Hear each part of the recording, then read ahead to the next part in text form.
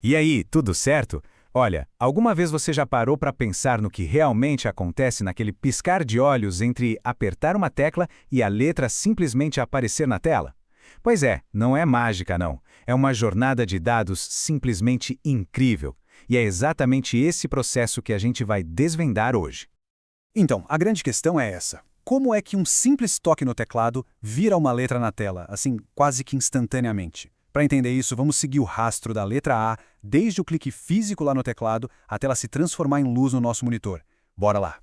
Para a gente começar, o primeiro grande desafio é a diferença de velocidade. É absurda. Pensem na CPU como um atleta de elite, um velocista que processa bilhões de coisas por segundo. Agora, o teclado coitado, perto dela está se movendo em câmera lenta. A pergunta é como é que o computador impede que esse atleta super rápido fique o tempo todo parado, só esperando os comandos lentos do teclado.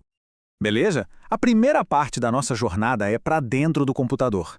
A gente precisa transformar essa ação física, o apertar da tecla, em algo que a máquina consiga entender.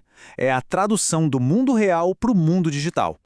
E como isso acontece? Bom, tudo começa com um sensor que fica ali, debaixo da tecla. Quando você aperta, ele cria um sinal elétrico, sabe? Uma espécie de ondinha. Aí entra em cena um conversor analógico digital, que pega essa ondinha e traduz para a língua que o computador fala, zeros e uns. E para fechar essa primeira etapa, o controlador do teclado pega esses bits, empacota tudo direitinho e prepara os dados para a viagem pelas estradas digitais da placa-mãe. Olha só este mapa simplificado da placa-mãe.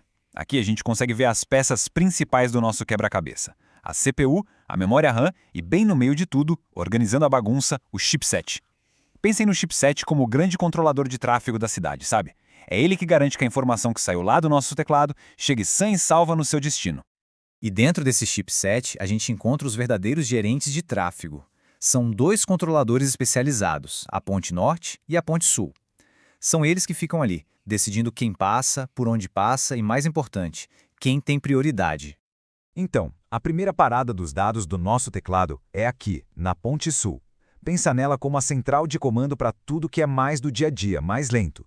Portas USB, o HD, a placa de som, tudo isso passa por aqui. É basicamente a grande porta de entrada e saída para o mundo exterior do computador.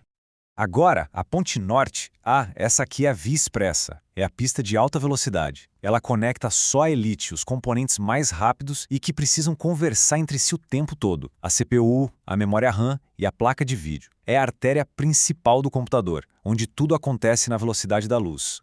E este slide aqui deixa bem claro o porquê dessa divisão ser tão genial. Ao criar pistas separadas, uma rápida e uma mais lenta, o sistema evita que um comando bobo do mouse, por exemplo, crie um engarrafamento gigantesco na superestrada entre a CPU e a memória RAM.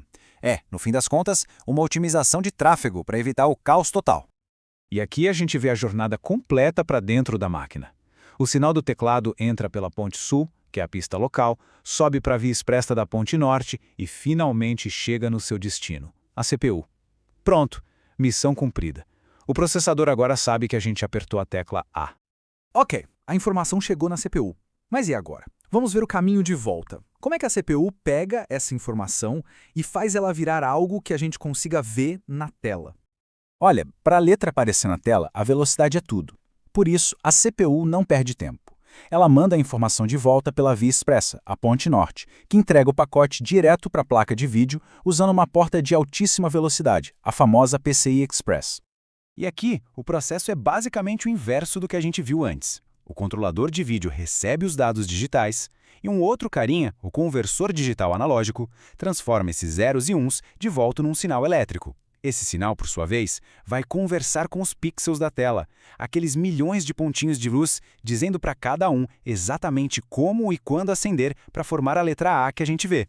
Certo, a gente já entendeu o caminho de ida e de volta, mas ainda tem uma peça faltando nesse quebra-cabeça.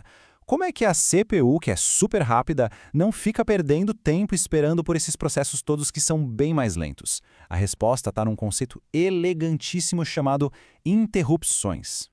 A resposta é um gigantesco não! Deixar a CPU parada esperando seria o mesmo que usar um carro de Fórmula 1 para ir na padaria da esquina.